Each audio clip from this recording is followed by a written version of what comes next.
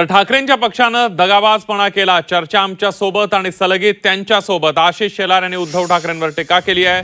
2019ला दिसला आणि 2014ला लपला असंही शेलार यांनी म्हटलेलं आहे.